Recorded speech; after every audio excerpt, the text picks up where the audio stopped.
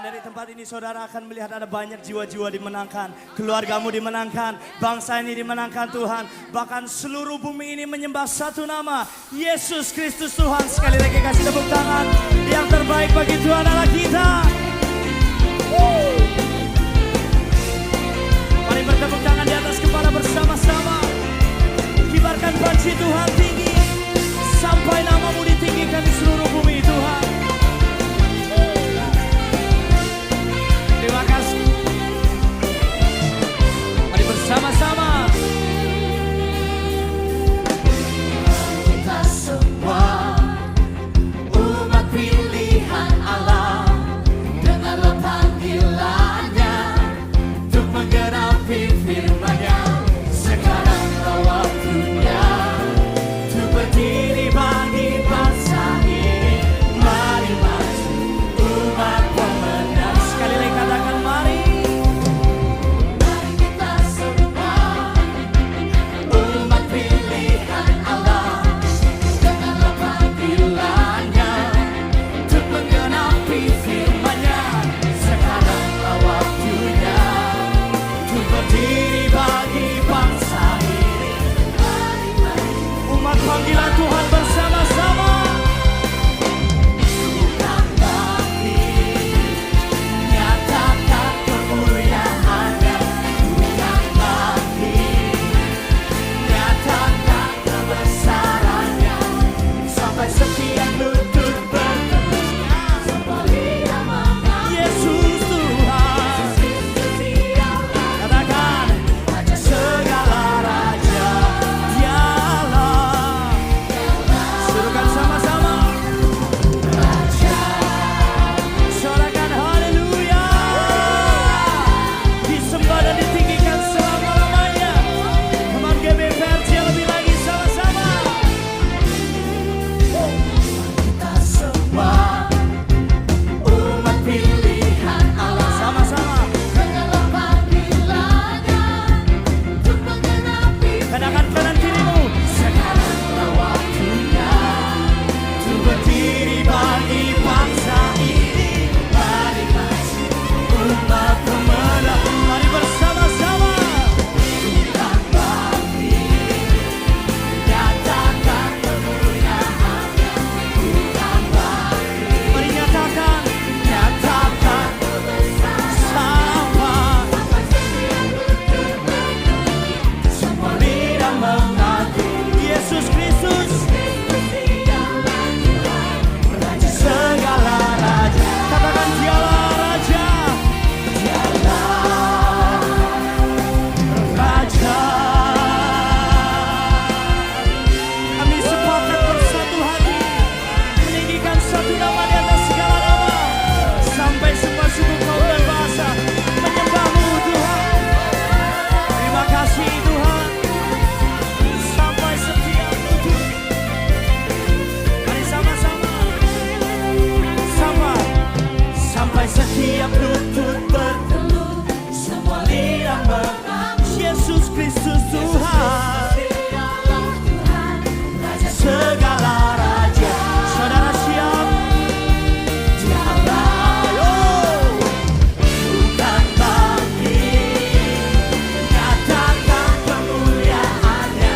Bukan bagi, nyatakan kebesaran-Nya. Sampai setiap lutut bertelut, semua lidah mengaku Yesus Kristus dialah Tuhan, Raja segala Kami katakan Tuhan. dialah Raja. Mari katakan dialah Tuhan. Dialah raja. Suarakan sama-sama. Raja. Haleluya.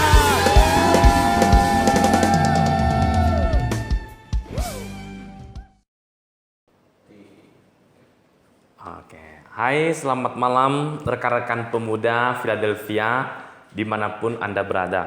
Nah, tidak terasa kita sudah memasuki bulan Agustus. Ini minggu pertama di bulan Agustus.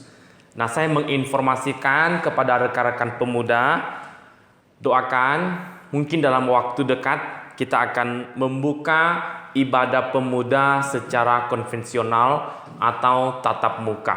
Nah, tinggal nunggu rapat dari majelis. Nah, ini kabar baik, mengingat karena Singkawang sudah masuk zona hijau. Nah, kita sungguh bersyukur kepada Tuhan. Tuhan memberikan kita kesempatan yang baik ini, dan mari kita menggunakan kesempatan yang baik ini dengan sebaik-baiknya.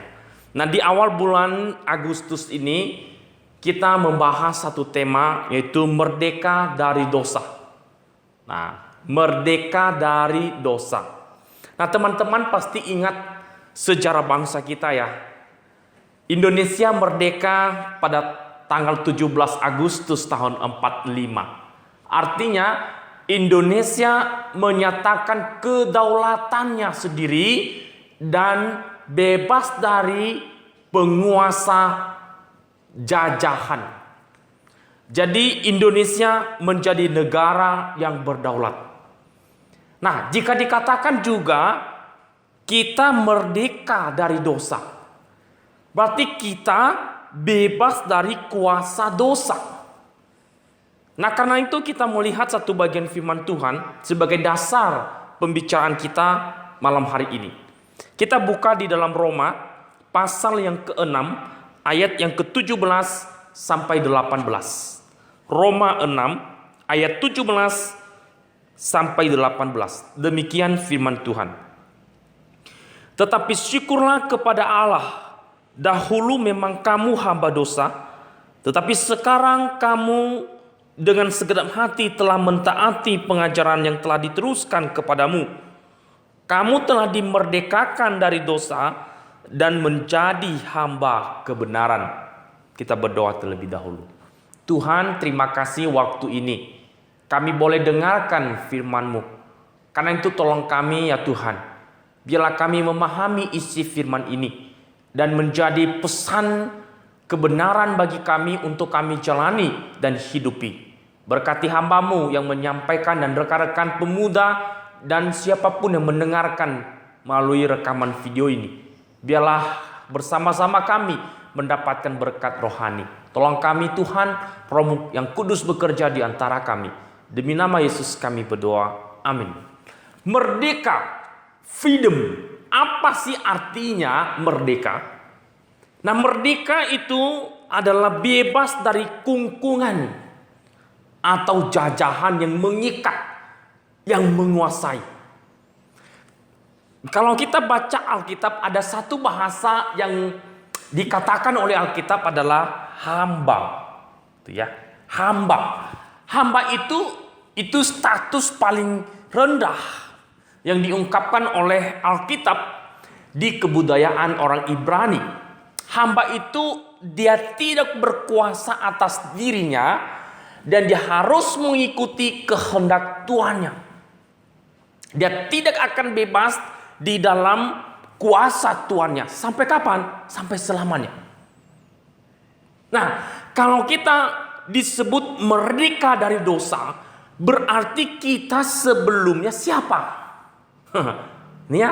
Nah, kalau kita lihat tadi Roma pasal 6 ini ayat 17 sampai 18, di situ diberitahukan tentang status kita.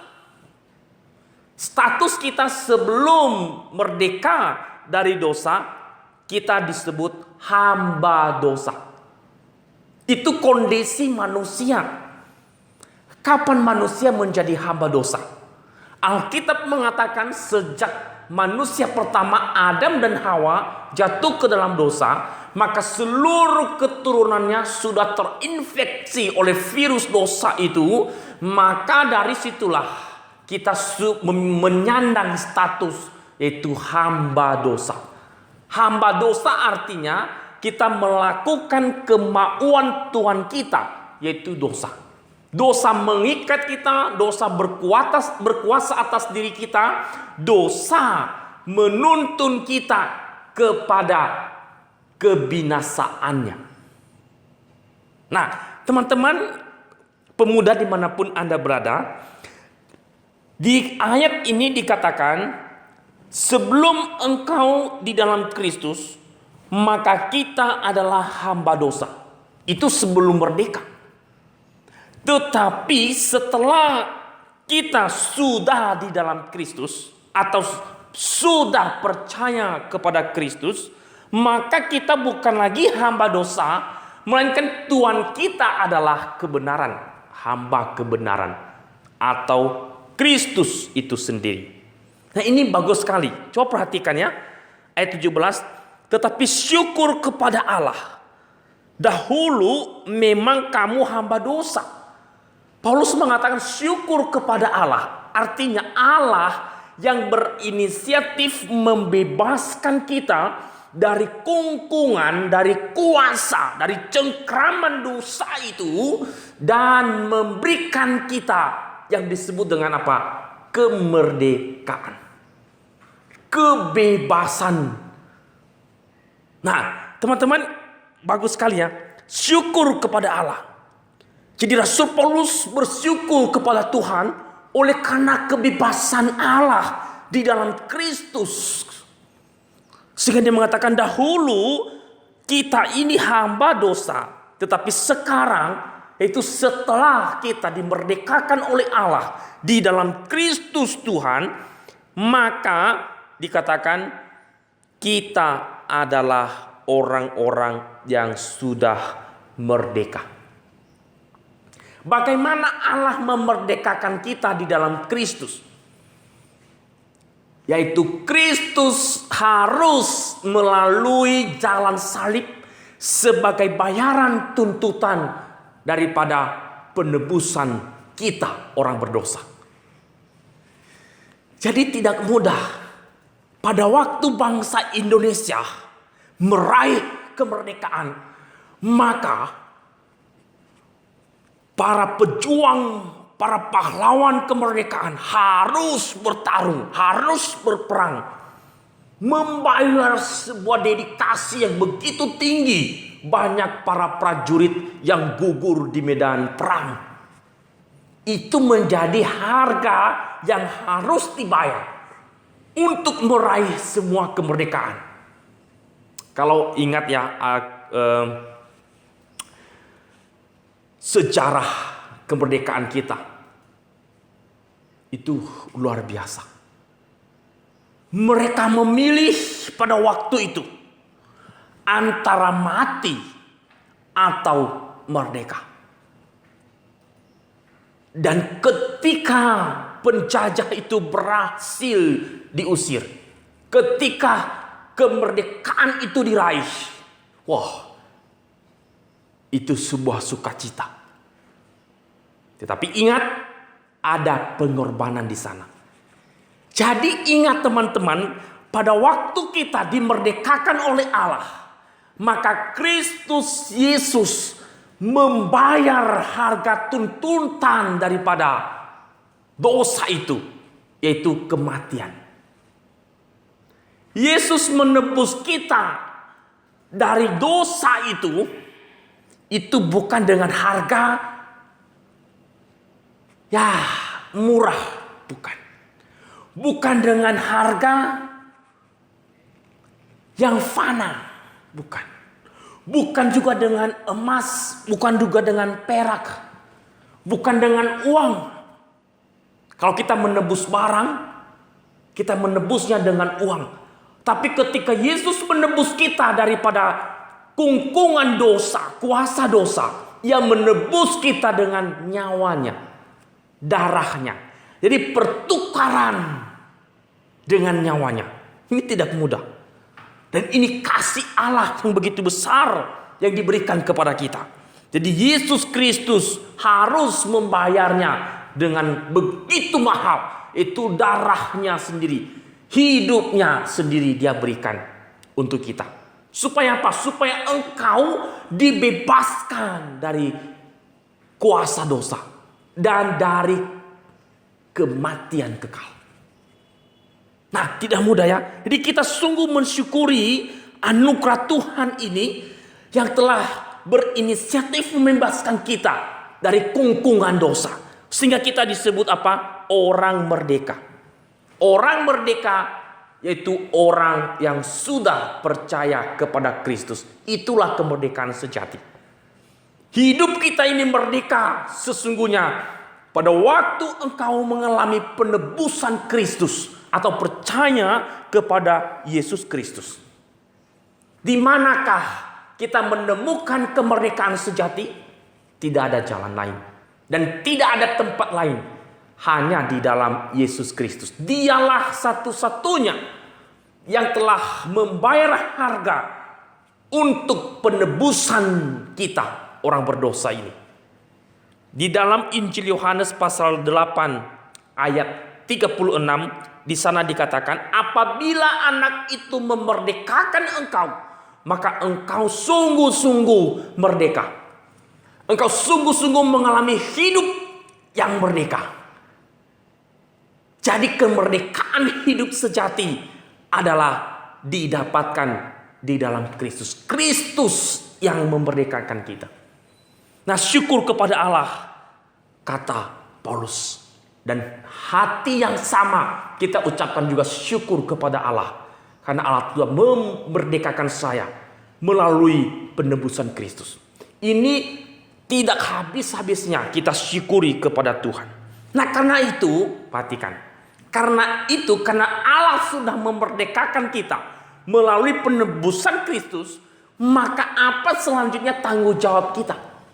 Apa selanjutnya yang kita kerjakan? Paulus mengatakan di Galatia pasal yang kelima ayat 13, di sana dikatakan, engkau jangan lagi mempergunakan hak itu, kebebasan itu untuk hidup di dalam dosa, tetapi hidup di dalam kebenaran. Kita buka Galatia 5 ayat 13. Galatia 5 ayat yang ke-13. Saya bacakan. Demikian, saudara-saudara, memang kamu telah dipanggil untuk merdeka. Ya, dipanggil untuk merdeka. Tetapi janganlah kamu mempergunakan kemerdekaan itu sebagai apa? Sebagai kesempatan untuk kehidupan dalam dosa, melainkan layanilah seorang akan yang lain oleh kasih. Ini nasihat untuk kita. Dah boleh menggunakan kemerdekaan yang sudah Allah berikan di dalam Kristus kepada kita untuk menjadikan itu kesempatan kita makin hidup dalam dosa. Bukan. Justru Tuhan mengatakan demikian. Engkau sudah dibebaskan dari kungkungan yang mematikan itu. Sekarang gunakan kebebasanmu untuk hidup bagi Allah. Itulah yang dikatakan Paulus. Engkau hamba merdeka. Engkau hamba kebenaran. Bukan lagi hamba dosa, tapi hamba kebenaran. Nah, jadi kemerdekaan yang diberikan Allah kepada kita adalah kemerdekaan untuk hidup bagi Kristus. Hidup bagi Kristus. Nah, saudara sekalian, bebas dari dosa. Merdeka dari dosa. Artinya apa? Kita punya daya untuk melawan dosa. Orang yang sudah merdeka dari dosa, dia sudah mengalami penebusan Kristus. Orang yang sudah mengalami penebusan Kristus, dia ada kekuatan untuk melawan dosa. Kenapa? Karena dia bukan lagi hamba dosa. Nah, itulah kita saat ini. Masing-masing kita punya kelemahan tersendiri. Aku pernah baca satu buku. Jadi buku itu mengatakan setiap orang punya dosa tersendiri, ciri dosa tersendiri. Ada yang jatuh misalnya di dalam dosa kemarahan. Ada yang misalnya mempunyai kelemahan terjebak terus-menerus di dalam dosa pornografi dan dosa lain-lainnya misalnya. Nah, sepanjang itu engkau harus bergumul di situ. Sekalipun kita sudah dibebaskan, dimerdekakan oleh Allah di dalam Kristus, kita tidak bebas dari keberadaan dosa. Orang percaya bukan tidak bisa berbuat dosa, tetapi dapat tidak berbuat dosa. Nah, kekuatan ini yang engkau manfaatkan, hak ini yang engkau manfaatkan untuk melawan dosa itu. Nah, karena itu saya memberikan solusi. Ketika engkau terjebak di dalam dosa-dosa yang mengerikan, atau dosa-dosa yang mengintip engkau mungkin berjuang untuk lepas daripada dosa itu. Salah satunya contoh sebagai dosa, contohnya dosa pornografi. Bagaimana engkau bisa bebas? Ingat kepada Kristus. Itu pertama, Kristus, kembali kepada Kristus. Yang kedua, engkau taklukkan hati dan pikiranmu di dalam Kristus. Engkau jangan andalkan kekuatanmu, engkau pasti kalah. Tapi arahkan hatimu memohon belas kasih Tuhan. Hiduplah bergantung pada Kristus, mengandalkan kuat kuasa Roh Kudus di dalam hatimu. Mohon Tuhan, aku bergumul di dalam dosa ini. Beri aku kekuatan. Lawan dosa itu. Ketika dosa itu datang, lawan dia dengan kuat kuasa Roh Kudus. Dengan kuat kuasa Roh Kudus dan juga bergantung pada Kristus. Itu obatnya. Dan tentu melaksanakan firman Tuhan. Firman Tuhan. Jadi membangun relasi dengan Tuhan. Semakin intim dan semakin intim. Memberi kita daya, kekuatan untuk berkemenangan atas dosa. Tidak ada jalan. Tidak ada jalan. Engkau harus mendekatkan dirimu kepada Tuhan. Engkau harus sungguh-sungguh bergantung kepada kasih karunia Allah. Anugerah Tuhan. Memohon Tuhan, beri aku kekuatan untuk bisa melawan dosa yang saat ini mengintip hidup saya. Yang saat ini aku bergumul melepaskannya. Dengan anugerah Tuhan kita menang. Dengan anugerah Tuhan kita bisa menaklukkannya. Jadi kemerdekaan hidup kita adalah kemerdekaan yang takluk di bawah kehendak Kristus. Jadi tidak ada orang yang betul-betul merdeka 100%. Tidak ada. Tapi kemerdekaan yang takluk di bawah kehendak Kristus. Kiranya firman Tuhan menguatkan kita.